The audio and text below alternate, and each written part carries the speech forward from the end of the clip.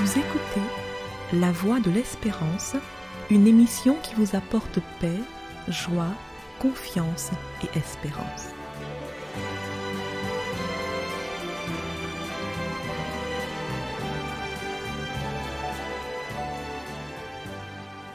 Bonjour la Guyane et bonjour à tous depuis la Guyane. Travaillez bien pour aller bien. Ne vous y trompez pas, ce n'est pas le titre d'un programme politique, mais une notion forte qui se retrouve dans la pensée divine pour le bonheur de l'homme. Cette semaine, nombreux sont ceux qui ont pu bénéficier d'un jour de repos supplémentaire. C'était le 1er mai. La fête du travail est un jour férié annuel célébrant les conquêtes des travailleurs en matière de droit du travail. Au prix de luttes nombreuses, longues et parfois périlleuses, les travailleurs ont acquis des droits pour de meilleures conditions de travail et afin de préserver leur santé. Les travailleurs donc militent, grèvent, réclament des droits afin qu'ils travaillent dans de bonnes conditions pour aller bien, pour être en bonne santé et avoir aussi un peu de temps pour d'autres activités, notamment des loisirs et la famille. Cette idée se retrouve déjà dans la Bible. Dieu se préoccupe du bien-être des salariés. Dieu réclame le respect envers le salarié. C'est ainsi que nous lisons dans le livre du Deutéronome, au chapitre 24 et au verset 14 et 15, ce qui suit. Dieu parle et dit « Tu n'opprimeras pas le salarié pauvre ou déshérité, qu'il soit l'un de tes frères ou l'un des immigrés qui sont dans tes villes, dans ton pays. Tu lui donneras le salaire de sa journée avant le coucher du soleil, car il est pauvre et il lui tarde de le recevoir. Sans cela, il invoquerait le Seigneur contre toi et ce serait un péché pour toi. » Fin de citation. Chers amis, disons-nous bien que si quelqu'un va travailler, c'est parce qu'il a besoin de subvenir à ses besoins. Il a besoin d'avoir des revenus, de l'argent, pour pouvoir s'occuper soit de lui-même ou soit de sa famille. Donc c'est pour cela que Dieu dit, quand on fait travailler quelqu'un, donne-lui son salaire avant le coucher du soleil. Il faut se rappeler qu'à cette époque, le salaire était plutôt journalier que mensuel. Donc l'idée ici, c'est de dire que quand quelqu'un a travaillé, il faut le payer en temps et en heure. Il faut le payer ce qui a été convenu et dans le temps convenu. Par conséquent, Dieu dit que c'est un péché de faire travailler quelqu'un et de ne pas lui verser son salaire. Combien parfois sont des gens ayant bonne figure dans la société, faisant travailler des personnes, des jardiniers, des ouvriers de toutes sortes, des peintres, et qui attendent leur salaire des fois, parfois depuis 3 ans. Ce n'est vraiment pas une bonne chose et ça ne crée pas une société pacifique. Si on fait travailler quelqu'un, comme dit le Seigneur, il faut lui donner son salaire en temps et en heure pour qu'il puisse subvenir à ses besoins.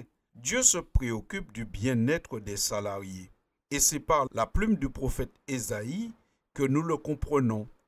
Il y a dans le chapitre 58 du livre du prophète Ésaïe un débat entre Dieu et son peuple. Le peuple se plaint de ne pas voir Dieu agir en leur faveur. Voici comment le peuple s'exprime au verset 3 du chapitre 58 du livre du prophète Ésaïe. Le peuple dit « Que nous sert de jeûner si tu ne le vois pas, de mortifier notre âme si tu n'y as point égard. » On sent ici que le peuple est en train de dire à Dieu « Nous jeûnons, nous prions, nous faisons des choses et puis on a l'impression que tu ne prends pas soin de nous. » Et la réponse de Dieu est celle-ci. « Voici le jour de votre jeûne. Vous vous livrez à vos penchants et vous traitez durement tous vos mercenaires, c'est-à-dire tous vos ouvriers. » Fin de citation.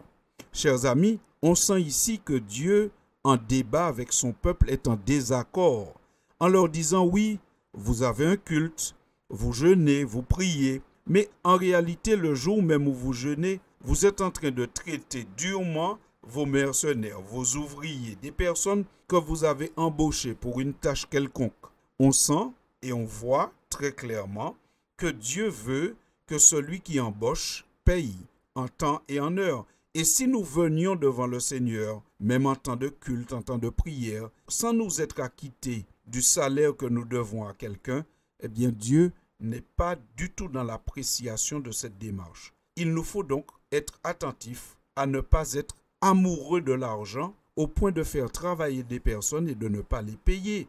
Mais en retour, Dieu veut aussi que le salarié, le travailleur, le mercenaire, pour reprendre l'expression biblique de l'Ancien Testament, soit sérieux dans la tâche qu'il doit accomplir. Si celui qui embauche doit payer en temps et en heure et offrir de bonnes conditions de travail, celui qui est embauché, l'ouvrier, doit travailler consciencieusement et sérieusement. C'est pour cela que dans le livre des Proverbes, nous lisons au chapitre 18 et au verset 9, « Celui qui se relâche dans son travail est frère de celui qui détruit. » Par conséquent, Dieu veut que l'ouvrier soit consciencieux, qu'il fasse ce qu'il a à faire sérieusement, du mieux possible, dans les règles de l'art, pour que celui qui l'a embauché soit satisfait. Et nous notons encore, dans ce même livre des Proverbes, toujours au chapitre 18, mais cette fois au verset 10, que Dieu rappelle à tout le monde, que ce soit l'ouvrier qui serait tenté de tricher ou le patron qui serait tenté de tricher, que l'amour de l'argent est une illusion. L'argent ne fait pas tout.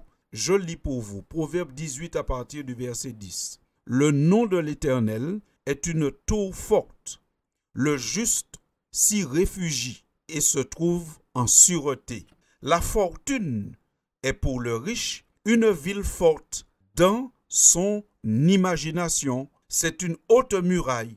Avant la ruine, le cœur de l'homme s'élève, mais l'humilité précède la gloire. » Fin de citation. Vous avez certainement noté que dans la lecture, nous avons insisté sur ces trois mots « dans son imagination ». La fortune est pour le riche une ville forte, une muraille, mais ça c'est dans son imagination, dit la Bible. Et certainement, la réalité, le quotidien nous le prouve. L'argent ne nous protège pas de tout. L'argent peut être une illusion. Dans notre imagination, on peut penser que l'argent qu'on gagne ou l'argent qu'on prend, qu'on ne donne pas à celui qui y a droit, ou l'argent qu'on gagne malhonnêtement, sans faire le travail pour lequel nous avons été payés, va nous faire du bien. Mais tout cela, c'est que dans notre imagination. Dans la réalité, la vraie ville forte, la vraie muraille, c'est l'Éternel. Alors que nous venons d'avoir ce jour de repos, la fête du travail, c'est l'occasion pour nous de nous rappeler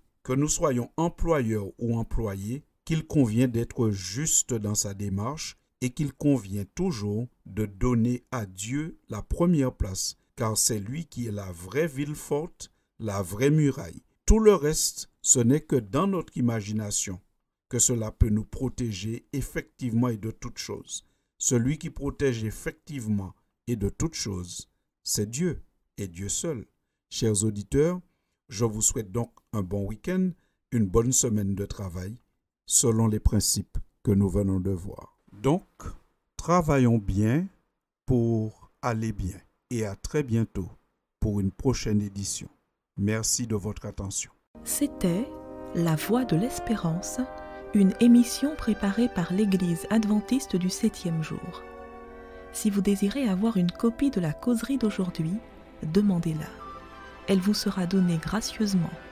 Écrivez à La Voix de l'Espérance, boîte postale 169 97 324, Cayenne, CEDEX, ou téléphonez au 0594 25 64 26.